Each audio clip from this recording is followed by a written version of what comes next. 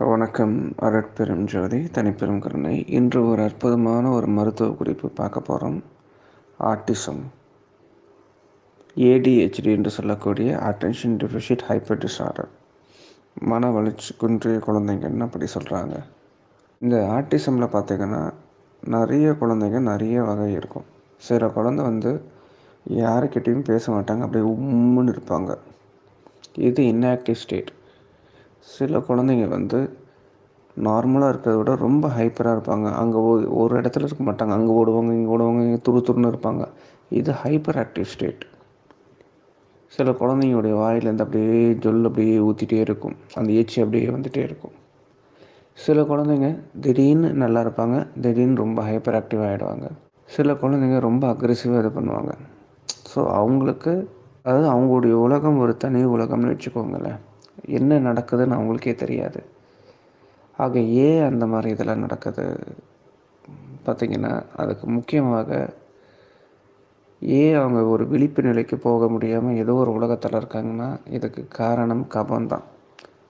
கபம் புருவ மத்தியில் அடைச்சிட்ருக்கும். அந்த கபத்தை கொஞ்சம் கொஞ்சமாக வெளியேற்றும் போது திரும்பவும் பழைய மாதிரி அவங்க வர ஆரம்பிப்பாங்க, நார்மல் பர்சன் மாதிரி. ஆக இந்த கபத்தை எப்படி சார் இது பண்ணுறது? பித்தமும் ஆதிக்கமாக இருக்கும். ரொம்ப துருத்துன்னு இருக்கிற குழந்தைங்களுக்கு பித்தமும் ஆதிக்கமாக இருக்கும். அந்த மன வளர்ச்சி குன்றியதுக்கு கபம் ஆதிக்கம் செலுத்தும். சரி, இதுக்கு ரொம்ப ஷார்ட் அண்ட் சிம்பிளாக நான் மருந்து சொல்லிடுறேன். இதை நான் கொடுக்கக்கூடிய மருந்துகள் கூட துணை மருந்தாக நீங்கள் கொடுத்துட்டு வந்தீங்கன்னா ரொம்ப சிறப்பாக இருக்கும். இது உயர்வானது. துணை மருந்துன்னா இது ஏதோ ஒரு இதுன்னா ரொம்ப உயர்வாக வேலை செய்யப்படும்.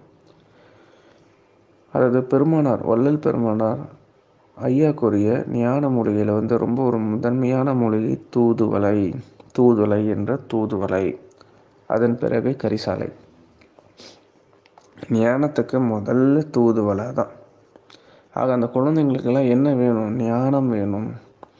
புருவ மத்தியில் இருக்கக்கூடிய கபத்தை அறுத்து வெளியில் அனுப்பணும். அப்போ என்ன சார் இது பண்ணணுன்னு பார்த்தீங்கன்னா, தூதுவளை அந்த வேலையை ரொம்ப கச்சிதமாக செய்யும். என்னதான் வல்லாரை மனசுக்கு ஒரு சாந்தம் கொடுத்தாலும் தூதுவளை அளவுக்கு வர முடியாது.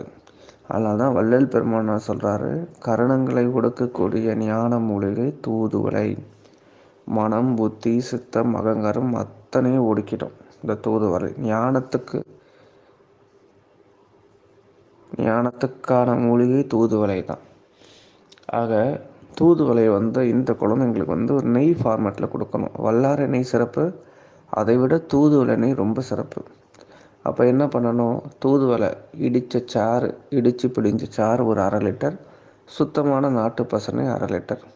இது கூட நாட்டு மருந்து கடையில் படிகாரம்னு கேட்டால் கொடுப்பாங்க, படிகாரம். அந்த படிகாரம் ஒரு 2 கிராம் அப்படியே போட்டு இது நெய் காய்ச்சி எடுக்கணும். இந்த நெய்க்கு பேர் தூதுவளை நெய்ன்னு பேர். இந்த தூதுவளை நெய்யில் தான் நான் சொல்ல போகிற மருந்துகளை குழச்சி குழந்தைங்களுக்கு காலை மாலை கொடுக்கணும். அதாவது என்ன? வசம்பை லைட்டாக நெருப்பில் சுட்டு இடித்து பொடி பண்ணி நல்ல சல்லடையில் ஜலிச்சு வச்சிடணும். இது வசம்பு தூள் அல்லது வசம்பு பொடி. என்ன பண்ணணும்? திருநீற்று பச்சிலை அல்லது அரச இலை, 2ல் எது கிடைச்சாலும் பரவாயில்ல. அரச இலையாக இருந்தால், கொழுந்து இலை இருந்தால் சிறப்பு. எது கிடைக்கிறதோ அதை எடுத்துகிட்டு அதுலேருந்து இடித்து கொஞ்சம் லைட்டாக தண்ணி ஊற்றி இடித்து பிழிஞ்சு சாறு எடுக்கணும். இப்போ இந்த சல்லடையில் நல்லா சலித்த வசம்புத்தூள் மூழ்கிற அளவுக்கு இந்த திருநீற்று பச்சிலை இலைச்சாரோ அல்லது அரச இலைச்சாரோ வச்சு நல்லா கிளறி ஒரு 2 நாள் 3 நாள் வெயிலில் வச்சு எடுத்துடணும். அவ்வளோதான். குழந்தைங்களுக்கு காலை மாலை வெறும் வயிற்றில் ஒரு திரிகடி அளவு, அதாவது ஒரு 3 விரல் எடுக்கிற அளவு எடுத்து இந்த தூதுவளை நெய் காய்ச்சிருக்கீங்களா, அந்த தூதுவளை நெய்யில் குழச்சி காலை மாலை கொடுக்கணும். இப்படி கொடுத்துட்டு வரும்போது ஒரு 5 நாள் 7 நாள் இல்லை அதிகபட்சம் ஒரு 10 நாளில் குழந்தைங்களுடைய அந்த துருன்னு இருக்கக்கூடிய ஹைப்பர்னஸ், அந்த ஹைப்பர் ஆக்டிவ் அப்படியே குறைஞ்சிடும்.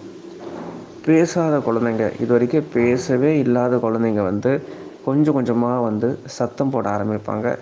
முதல்ல சத்தம் வரும், அதுக்கப்புறம் கொஞ்சம் கொஞ்சமாக ஒவ்வொரு வார்த்தைகளை பேச ஆரம்பிப்பாங்க. இது எவ்வளோ நாள் கொடுக்கணும், இவ்வளோ நாள் தான் கொடுக்கணும்னு இல்லை, தொடர்ந்து பல மாதம் கொடுக்கணும், வருஷ கணக்கு கூட கொடுக்கலாம்.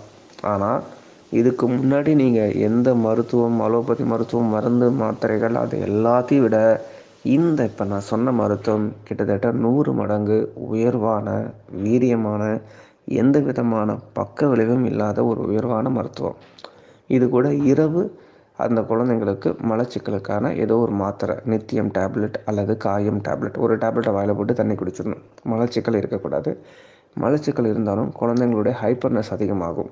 அதனால் கபத்தை இந்த தூதுவளை நெய்யில் இந்த மருந்து கலந்து காலை மாலை கொடுக்கும்போது கொஞ்சம் கொஞ்சமாக கபம் உருகி அப்படியே வெளியில் போகும். இது கூட இரவு நான் சொன்ன அந்த நித்தியம் டேப்லெட் அல்லது காயம் டேப்லெட் ஒரு டேப்லெட்டை வாயில் போட்டு தண்ணி குடிச்சிடணும். இது மலச்சிக்கல் இல்லாமல் இருக்கிறதுக்கு. இது கூட சுத்த சைவமாக இருந்துட்டு உங்களோட தரத்திற்கு ஏற்றார் போன்று பசியாற்றுவத்தில் செஞ்சிங்கன்னா அந்த ஊழ்வினையும் நீங்கி கொஞ்சம் கொஞ்சமாக குழந்தை அதை பழைய நிலைக்கு கட்டாயமாக வந்தே தீரும். எல்லா உயிர்களும் இன்புற்று வாழ்க. நன்றி, வணக்கம்.